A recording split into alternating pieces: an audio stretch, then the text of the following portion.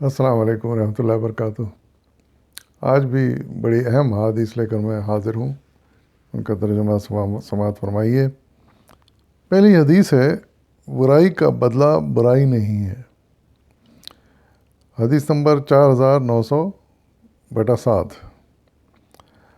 حضرت حذیفہ رضی اللہ عنہ سے روایت ہے کہ رسول اللہ صلی اللہ علیہ وسلم نے فرمایا کہ امّا یعنی نادان نہ بنو، اور اس طرح نہ کہو کہ ہمارے ساتھ بھلائی کریں گے تو ہم بھی بھلائی کریں گے، اگر لوگ ہمارے ساتھ ظلم کریں گے تو ہم بھی ظلم کریں گے، بلکہ یہ کہو کہ لوگ بھلائی کریں گے تو ہم بھی بھلائی کریں گے، لوگ برائی کریں گے تو ہم ظلم نہیں کریں گے۔ ترمذی شریف کی روایت ہے۔ یہ ایک بڑا اچھا اصول اس حدیث میں بیان کیا گیا ہے، جس میں پہلی بات تو یہ کہی گئی ہے کہ لوگوں کے ساتھ بھلائی کی جائے، اچھا سلوک کیا جائے، اچھا رویہ اختیار کیا جائے، اچھے خیالات ان کے بارے میں رکھے جائیں، اچھا ان کے بارے میں سوچا جائے۔ لیکن اگر کچھ لوگ دشمنی پر اتر آئیں اور ان اخلاقی اصولوں کو انہوں نے چھوڑ دیا ہے اور وہ ہم سے برائی کرنا چاہتے ہیں، ہم پر زیادتی کرنا چاہتے ہیں، ہم پہ ظلم کرنا چاہتے ہیں، تو ایسی صورت میں بدلے میں ہمیں ظلم نہیں کرنا ہے۔ یہ بنیادی اصول بتایا جا رہا ہے۔ اگر وہ ہم سے اچھائی کرتے ہیں تو یقیناً ہم بھی اس کے بارے میں ان کے لیے اچھائی کریں گے جو ہم سے ممکن ہوگا، لیکن اگر وہ ہمارے ساتھ برائی کرتے ہیں، ظلم کرتے ہیں، تو ہم جواباً پھر ان کے اوپر ظلم یا برائی ان کے ساتھ نہیں کریں گے۔ یہ ایک بڑا بنیادی اصول بتایا گیا ہے۔ یعنی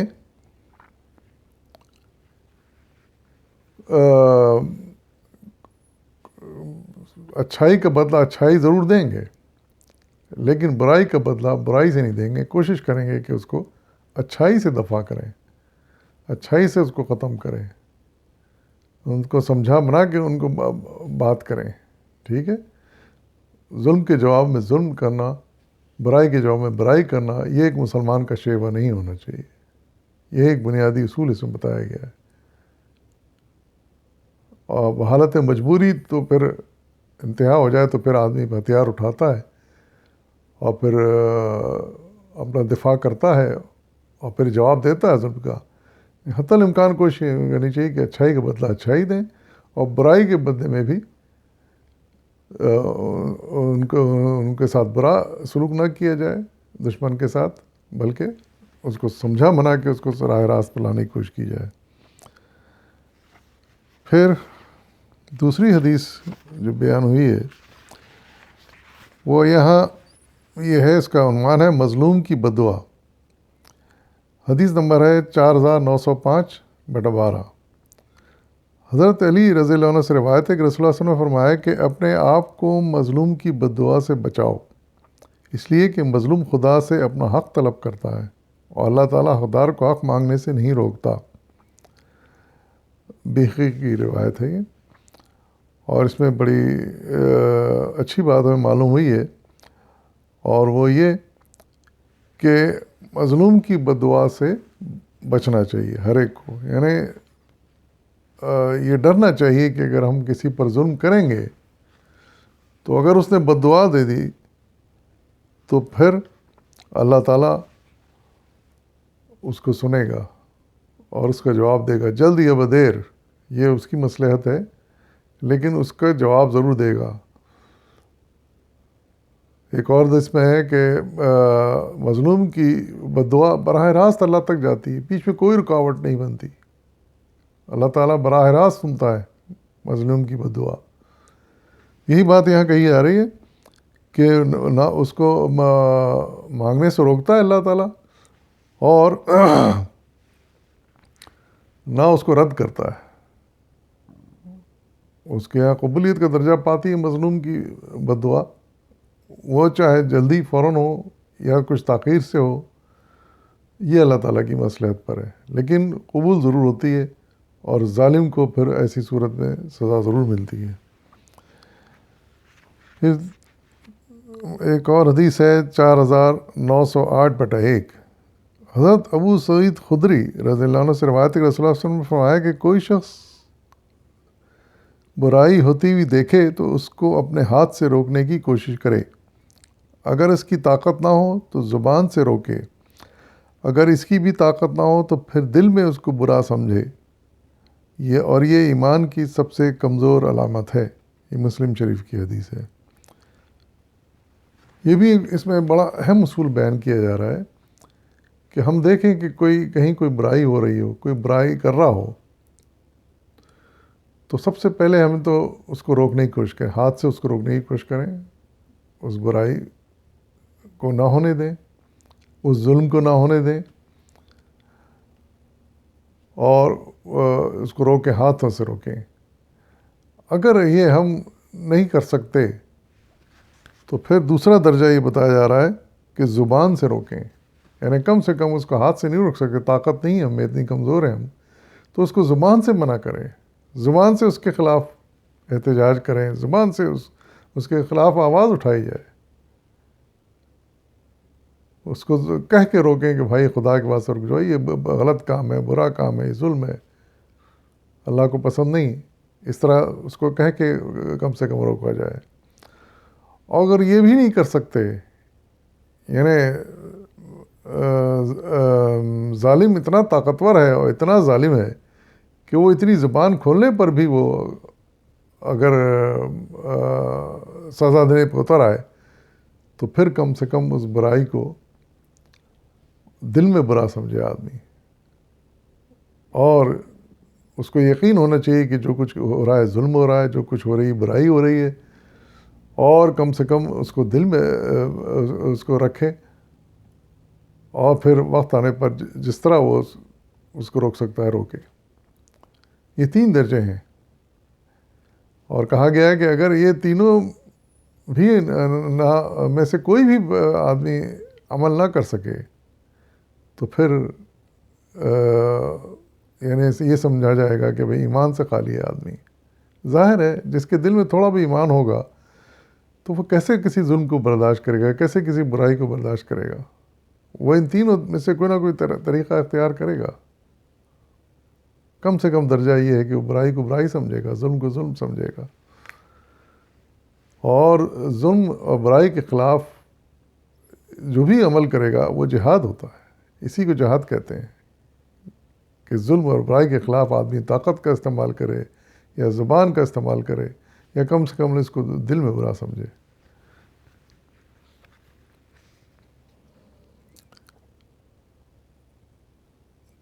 پھر اگلی حدیث ہے بے عمل واعظ، 4920/13 حدیث نمبر۔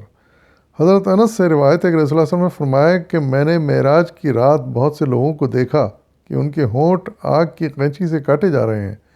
میں نے جبرائیل علیہ السلام سے پوچھا کہ یہ کون لوگ ہیں؟ انہوں نے کہا یہ آپ کی امت کے خطیب اور واعظ ہیں جو لوگوں کو نصیحت کرتے تھے لیکن خود عمل نہیں کرتے تھے۔ بیہقی کی روایت ہے یہ۔ اندازہ لگائیے آپ، ہم دیکھتے ہیں کہ ہمیشہ سے یہ سلسلہ چلا آ رہا ہے، اور آج بھی یہ ہے کہ بڑے بڑے واعظ و خطیب ہوتے ہیں جو بولنے میں انتہا جد شعلہ بیان ہوتے ہیں، اور بڑی بڑی تقریریں کرتے ہیں، اور جذبات کو ابھارتے ہیں، اکساتے ہیں، کسی کو برا بولنے پہ انتہائی برا بولتے ہیں، کسی کو اچھائی بولنے پہ آئیں تو انتہائی اس کی تعریفیں کر دیتے ہیں۔ تو ایسے خطیب اور جو یعنی ان کا عمل اس کے بالکل برخلاف ہوتا ہے، یعنی دوسروں کو تو یہ کہتے ہیں لیکن خود اس کے خلاف کرتے ہیں۔ کسی برائی کو وہ انتہائی برا ثابت کریں گے، انتہائی بڑا گناہ ثابت کریں گے، لیکن اس پر خود نہیں رکیں گے۔ کسی نیکی کو بہت اچھا بتائیں گے، بڑی اس کی تعریفیں کریں گے، بڑے اس کے اجر و ثواب بتائیں گے، لیکن خود اس کے اوپر کچھ عمل نہیں کرتے۔ تو اس سے یہ بتایا ہے کہ حضور صلی اللہ علیہ وسلم جب معراج پر تشریف لے گئے تو انہیں کچھ لوگ دکھائے گئے کہ جن کی زبان اور ہونٹ کاٹے جا رہے ہیں، آنکھ کی قینچی سے کاٹے جا رہے ہیں. تو آپ نے پوچھا کہ کیا کون لوگ ہیں جن کے ساتھ یہ سلوک ہو رہا ہے؟ حضور کو اور بھی مختلف لوگوں کے ساتھ جو سلوک ہوں گے قیامت میں جہنم میں وہ دکھائے گئے، لیکن یہ ایک دیکھ کر حضور سوال کیا کون لوگ ہیں؟ تو جبرائیل ساتھ تھے آپ کے، تو انہوں نے فرمایا کہ یہ وہ لوگ ہیں، آپ کے واعظ ہیں، خطیب ہیں، جو اس طرح کی تقریریں کیا کرتے تھے، لیکن ان کا عمل صفر تھا. تو اس حدیث سے ہمیں سبق یہ ملتا ہے کہ بات ہم تھوڑی کریں لیکن اس پر عمل کریں، خود بھی عمل کریں، پھر دوسروں کو اس کی تلقین کریں. بہت زیادہ بولنے سے، بہت زیادہ شعلہ بیانی سے جو ہے نا ثواب نہیں ملتا، اصل ثواب ملتا ہے عمل سے.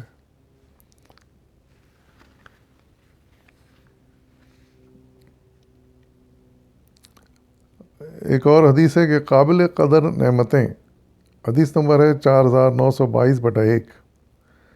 حضرت ابن عباس سے روایت ہے کہ رسول اللہ صلی اللہ علیہ وسلم نے فرمایا کہ 2 نعمتیں ایسی ہیں جن کی لوگ قدر نہیں کرتے، ایک تو صحت ہے اور دوسری فراغت. بخاری شریف کی حدیث ہے، بڑی پیاری حدیث ہے. یہ حقیقت ہے کہ ہم عام طور پہ یہ دیکھتے ہیں یہ 2 انتہائی اللہ تعالیٰ کی بڑی نعمتیں ہیں، صحت اور دوسری فراغت. ہم ان دونوں کی پرواہ نہیں کرتے، نہ ہم صحت کا خیال رکھتے ہیں کہ جو مضر ہیں چیزیں صحت سے ان سے بچیں، جو فائدہ مند چیزیں ہیں ان پر عمل کریں. پھر نہ ہم فراغت کا خیال کرتے. فرصت ایک ایسی چیز ہے جس میں آدمی کوئی اچھا کام کر سکتا ہے، کوئی نیک کام کر سکتا ہے، کوئی تعمیری کام کر سکتا ہے جو دنیا کی بھلائی کے لیے ہو بھلے، لیکن ہم اس فرصت کو سو کر گپے مار کے گزار دیتے ہیں. تو یہ اس عمل پر ٹوکا گیا ہے کہ صحت ہے تو اس کی فکر کی جائے، اس کا خیال کیا جائے، اس کو کیئر کی جائے، کوشش کی جائے کہ وہ صحت برقرار رہے. ہر اس چیز کو اختیار کیا جائے جو اچھی صحت کے لیے ضروری ہے، ہر اس چیز سے بچا جائے جو صحت کے لیے مضر ہے، کیونکہ صحت ہے تو سب کچھ ہے.